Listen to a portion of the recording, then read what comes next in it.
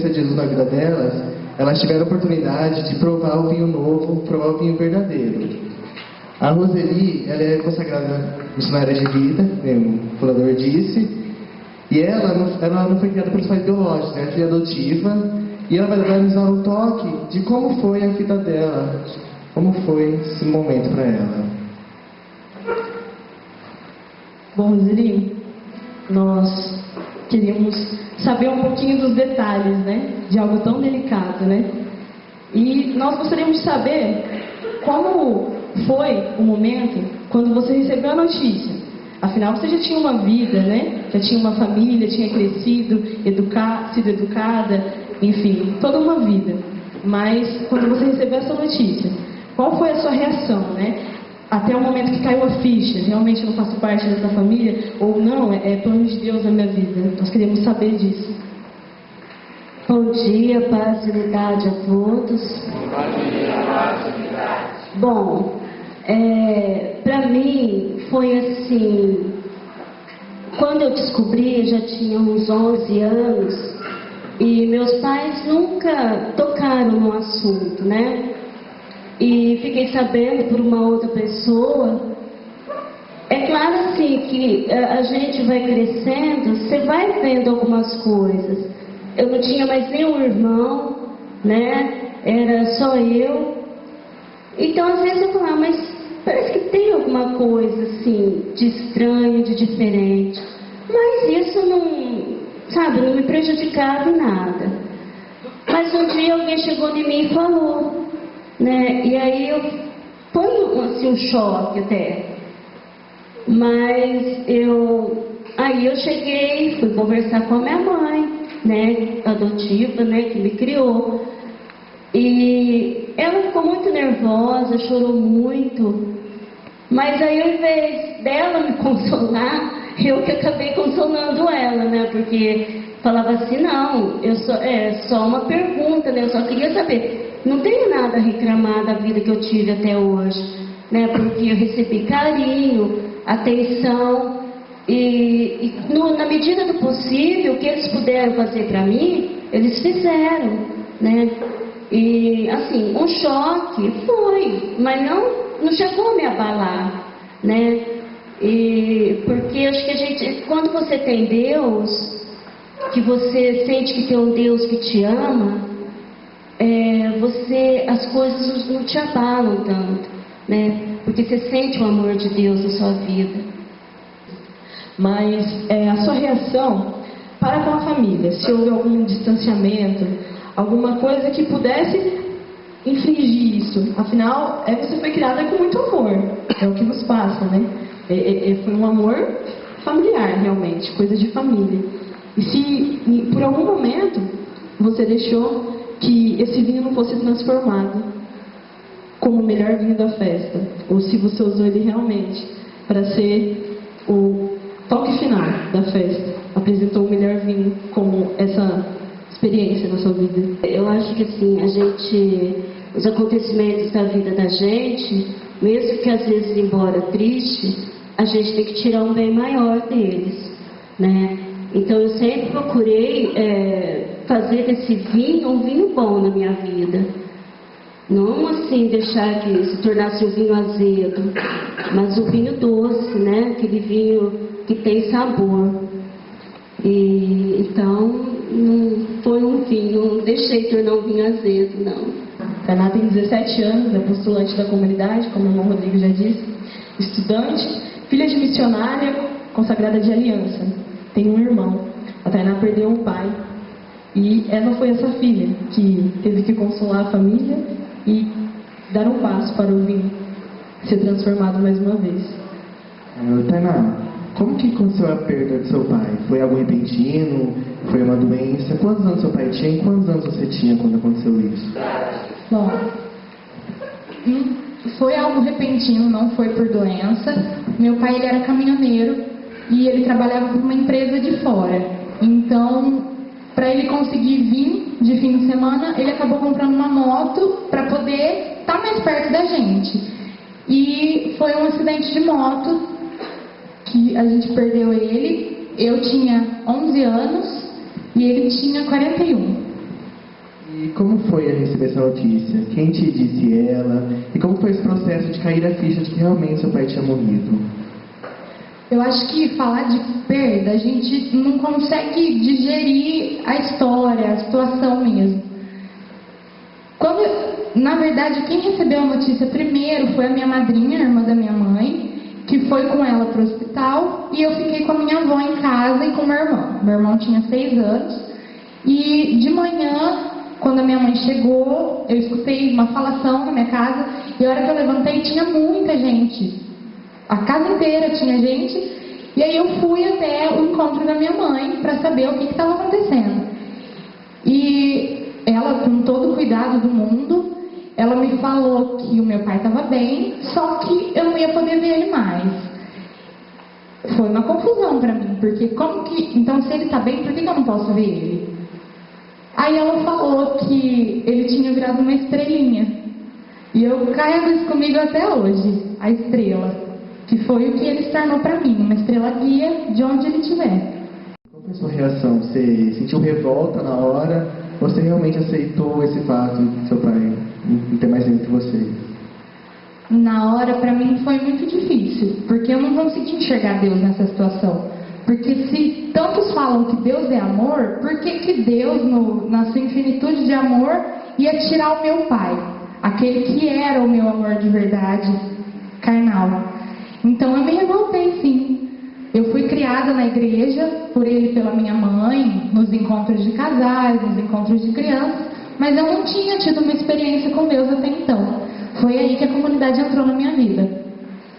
E eu me senti, sim, revoltada, voltando à pergunta, mas aos poucos eu consegui entender que o amor de Deus é tão grande pela gente que Ele não deixa faltar nada. Nunca deixou. Ele me tirou meu pai, mas assim, me deu uma comunidade inteira de presente e me deu um pai espiritual, que hoje supre essa ausência. Nós queríamos saber, assim, você como consagrada da comunidade, qual foi o ponto essencial que a comunidade proporcionou para que você obtivesse essa cura, falasse com toda naturalidade para nós quando você está falando. Nós acreditamos que pode doer, né? Mas nós queremos saber qual foi o ponto que a comunidade foi essencial, o momento essencial que a comunidade se fez presente e qual a forma que você buscou isso, né? Afinal, é algo revelado há pouco tempo, né? É um assunto assim que eu nunca toquei com ninguém, né? Mesmo eu aceitando tudo, nunca assim conseguia me abrir com ninguém. E mesmo na comunidade, né, depois de um tempo, mas Deus já foi trabalhando isso comigo. Eu fui sentindo muito o amor dos meus irmãos de comunidade, né, me sentindo muito amada. Mas eu vi assim que eles me amavam e me amam, não pelo fato, né, dos acontecimentos, mas pela minha pessoa. E foi num retiro, né, que nós fizemos, que foi um momento muito lindo. Então ali naquele momento eu precisei entregar esse sentimento que eu tinha, talvez até uma dificuldade no meu interior, não sei, né, de estar colocando isso, de estar comentando sobre esse assunto. Eu consegui falar, né, me expus, me contei toda a minha história, mas eu acho que no fundo eles até já sabiam, né, como cada um conhece até o modo de olhar do outro, né, já sabe o que está sentindo, o que está passando. Eu creio que também eles já sabiam disso, mas foi o amor deles também que fez eu superar isso, né, na comunidade. E foi durante essa caminhada, essa unidade, esse amor que eles sempre demonstraram para comigo, para cada um, que Deus foi usando disso também, né? Então foi onde eu consegui superar isso. E eu vou falar para vocês, é a primeira vez, né, que eu estou falando sobre isso, assim. Então, mas tudo bem. Nos passa essa imagem de que amar as pessoas no momento presente é o ideal, né? você não se prendeu a esse passado, né? Não ficou lá no momento da rejeição, mas você realmente valorizou o momento que os irmãos fazem presente, amar os que estão presentes, a oportunidade do momento, de amar as pessoas no momento presente. E o Marquinhos tem uma pergunta para fazer para a Tainá quanto a isso, justamente. A gente sabe que uma perda, mesmo a gente aceitando, é difícil a gente conseguir entregar essa pessoa para Deus mesmo, sabe? Ficar em paz entre você e Deus, sabendo que essa pessoa está bem. Quando foi que você conseguiu entregar seu pai inteiramente para Deus? Que eu consegui foi num evento em Mococa esse ano, no Shekinah. Acho que bastante gente ouviu falar do Shekinah. E foi num momento de uma adoração que a gente estava fazendo lá na tenda, e eu senti muito forte, porque eu não conseguia ter paz e também não conseguia, de certa forma, deixar ele ir.